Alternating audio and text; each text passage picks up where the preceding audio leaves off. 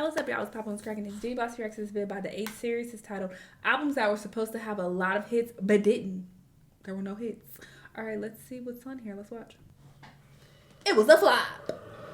Some eras, even from the biggest artists, come with so much hype, but fail to deliver smash hits. Well, yeah, Weeknd on here? In this video, we'll look at 8 albums that were supposed to have a lot of hits, but didn't. I didn't like Dawn it. FM by The Weeknd. This new album, it's so good. It is interesting because when I reacted to it on my Patreon, I initially wasn't that impressed. I was like, I don't know. The more I listen to it, fire. This is his best album he released in years. This one, though, wasn't that big of a fan. That one was probably actually my least favorite, if I'm being honest. After Hours in 2020 delivered Blinding Lights, one of the biggest hits of all time. And another #1 with Save Your Tears. Expectations were sky high for The Weeknd's follow-up, Dawn FM. The album had a unique concept, a futuristic radio station hosted by Jim Carrey, and a sound that leaned into the 80s-inspired production. The lead single, Take My Breath, was expected to be another massive hit, especially following The Weeknd's Super Bowl halftime show performance in early 2021. But, despite critical acclaim, Dawn FM struggled commercially in comparison to its predecessor. The album debuted on #2. Oh, this is the finest he looked in a long time. Struggled commercially in comparison to its predecessor. The album This was a look. debuted on #2 on the Billboard 200. With 148,000 copies in its first week. A solid number. He's not looking like that right now. Knows the 444,000 that After Hours had debuted with. Take My Breath peaked on #6 on the Billboard Hot 100, making it The Weeknd's lowest charting lead single in years. Follow-up singles like Sacrifice and Out of Time failed to make a significant impact, even though they sounded like certified hits when you first heard them. But they never got the proper push needed to become a hit. While the album has since become a cult classic, I like Out of Time too. Its singles failed to replicate After Hours' success. That wasn't that bad. Now he naming shit. I'm like, oh wait, it wasn't that bad. I mean, it was my least favorite, but it wasn't horrible. Performers in the modern era. 4 by Beyonce. When Beyonce released 4, expectations were sky high, coming off the massive commercial success of I Am Sasha Fierce, which spawned worldwide hits like Single Ladies, Halo, and If I Were a Boy. Many assumed that 4 would continue the momentum of Beyonce ruling the pop and R&B charts. The album had all the makings of a hit-filled era, a diverse mix of upbeat anthems like Countdown and Love on Top, and powerful ballads like I Care and 1+1. The lead single, Run the World Girls, was overhyped. It was meant to be the era's big lead single, but it failed to take off in the way her previous singles had, peaking on #29 on the Billboard Hot 100. The next single, Best Thing I Never Had, fared better, reaching #16, but it still didn't match the impact of previous ballads like Irreplaceable. The real star of the album turned out to be Love on Top, which became a sleeper hit, thanks to Beyonce's viral pregnancy reveal at the 2011 VMAs. In my opinion, it's an all-time classic, but it only managed to peak on #20 on the Billboard Hot 100. Despite not producing many major hits, 4 remains one of Beyonce's most beloved albums. Songs like Dance For You and End of Time have aged like fine wine. Oh shit, that was on there. Tonight I wanna dance with you. What? And what was the other one you said? Songs like Dance For You and End of Time. Oh, that was my shit too. Oh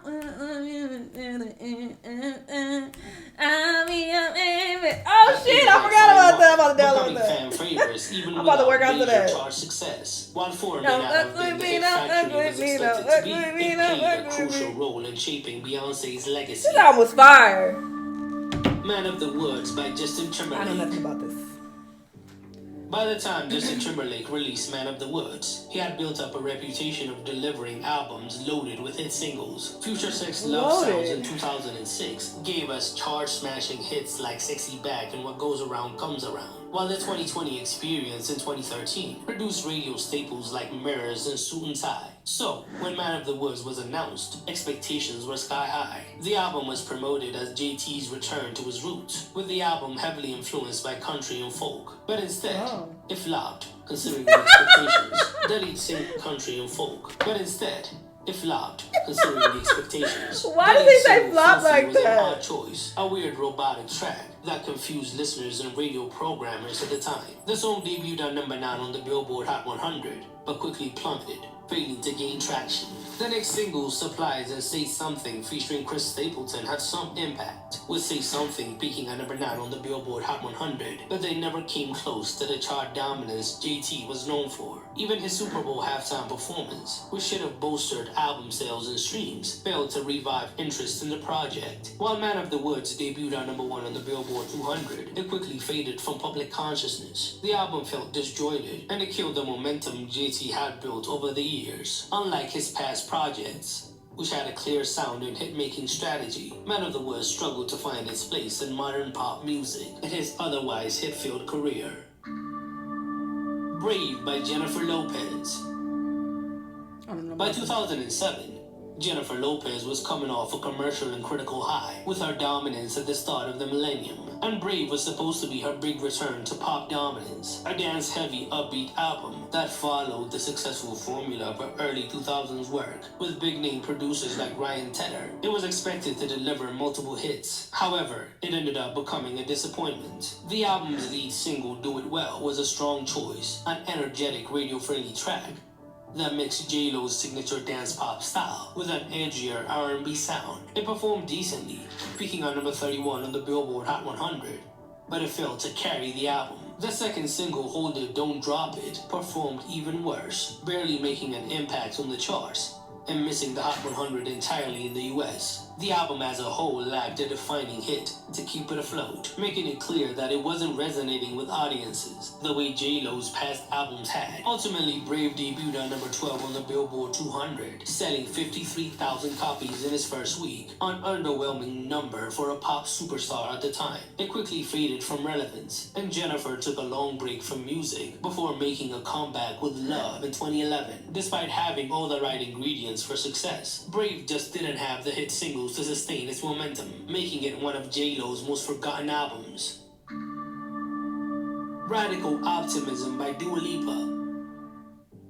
Dua Lipa's Radical Optimism was a highly anticipated follow-up to Future Nostalgia, a hit-packed album that dominated the charts for years. After the overwhelming success of her previous album, which produced smash singles like Don't Start Now and Levitating, expectations were through the roof. Dua Lipa had established herself as one of the biggest pop stars of her generation, and with an album rollout that teased a new sonic direction, fans were eager to see if she could maintain her streak.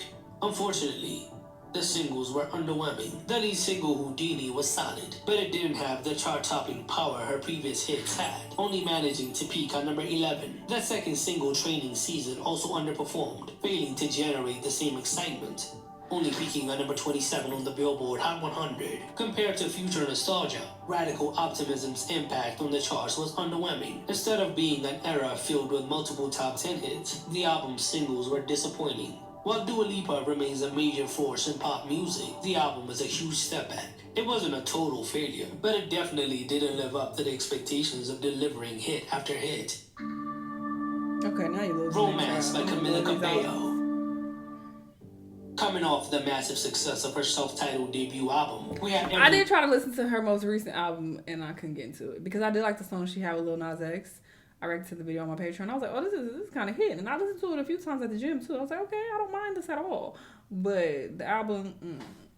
Reason to believe that Camila's follow-up, Romance, would cement her as a pop superstar. The album launched with Señorita, a steamy duet with Shawn Mendes that shot straight to number 1 on the Billboard Hot 100 and became one of the biggest hits of 2019. With that level of momentum, Romance seemed to be on track to spawn multiple hits and keep Camila at the top of the charts well into 2020. However, things didn't go as planned. Despite the commercial success of Señorita, the album's follow-up singles struggled to make the same impact. Liar and Shameless were released simultaneously in an attempt to generate excitement, but neither really took off. Liar managed to peak at number 52 on the Billboard Hot 100, while Shameless barely scraped the charts. My Oh My featuring DaBaby performed better, reaching number 12. But by that point, the album had lost much of its initial hype. The lack of a major second... I think it's so interesting she collabed with all these black people. DaBaby, Playboy Cardi, Drake, Lil Nas X. Very interesting. Is it because all that racist shit came out years ago? You trying to team up with all the Negroes and see who can make me look like I'm cool with y'all?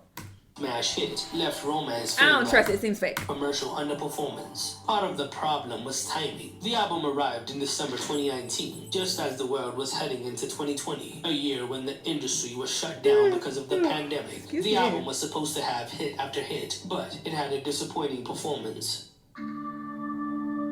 Queen by Nicki Minaj. I like this album. Nicki Minaj's Queen was positioned as her most ambitious album yet, and it was meant to reassert her dominance in rap and pop after Cardi B's rapid rise in 2017, coming off the success of The Pink Prince in 2014, which spawned multiple big hits like Anaconda and Only. Expectations were high for Queen to deliver another string of successful singles. However, despite Nicki's undeniable star power, the album struggled to produce smash hits. The lead single Chun Li was a solid comeback track, peaking at number 10 on the Hot 100. But it didn't have the staying power needed to carry the album. The follow-up, Bad, featuring Ariana Grande, was a clear attempt at mainstream radio, but it failed to gain much traction, peaking at number 43. And Barbie Dreams gained some buzz on social media because of all the rappers she was talking about, but it didn't quite become a hit. Meanwhile, tracks like Good Form and Ganja Bird had potential, but never got the full push they needed to become hits. While Queen debuted at number 2 on the Billboard 200 with 185,000 first week sales, it lacked a signature hit to keep it relevant for months. The album was also overshadowed by Nicki's public feuds, including her controversial reaction to Travis Scott's Astroworld blocking the album. That's when she was mad at Stormy, like, you using Stormy to sell out.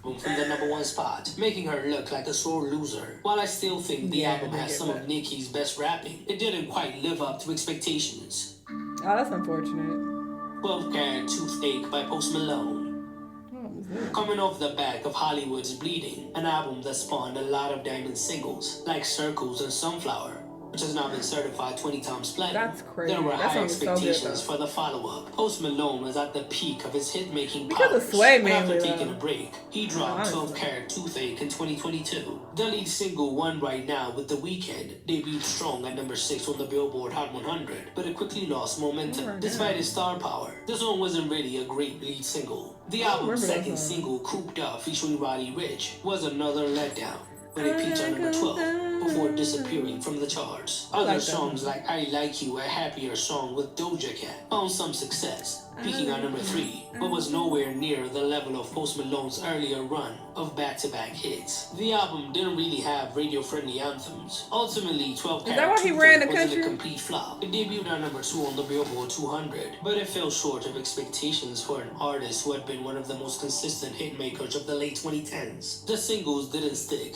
and the album's streaming numbers couldn't hold a candle to his previous albums. Which albums that were supposed to have a... Very, very interesting. Some of these albums were bangers, so it's wild that they didn't produce that many hits. You know, especially the Beyonce one. 4 was such a great album. Nicki Minaj's album was really good, so it's wild. But, I mean, I guess it makes sense because it could be a good song, but it has to appeal to a broader audience, I feel like, to be like a mega hit and to go number 1 and stay on the charts for a long time, whatever the case. So, I mean, I guess it didn't appeal to the masses, but I liked a lot of these songs that were mentioned that weren't necessarily hits. But I don't ever, like, watch people's stats. I think we're such in a weird time with stans being so, like, number obsessed. These aren't your numbers, you weird-ass nigga. These aren't your accomplishments. It's like they try to, you know, it's like they get some type of fulfillment from like, oh, my favorite artist went number 1 on the charts. Like they're smug about it. You didn't go number 1 though. This isn't your accomplishment to flex. It's very corny and weird. It just shows that you're a loser who have no real accomplishments in real life. So you're trying to leech off your favorite artist's achievements. It's very, very strange and bizarre. And I feel like this is a relatively new thing that people have been doing lately, and it's so wild. Well, they sold da-da-da, and your favorite artist only sold da-da-da. You sold nothing, bum. You sold nothing. It's very strange when I see, like, stans arguing about this type of things in, like, comment sections on, like, Shade Room or whatever the fuck. I'm like, y'all are some fucking losers, bro. Anyway, interesting video. Y'all let me know what y'all think. Let me know what other videos you want to watch, and I'll see you on the next one. Bye.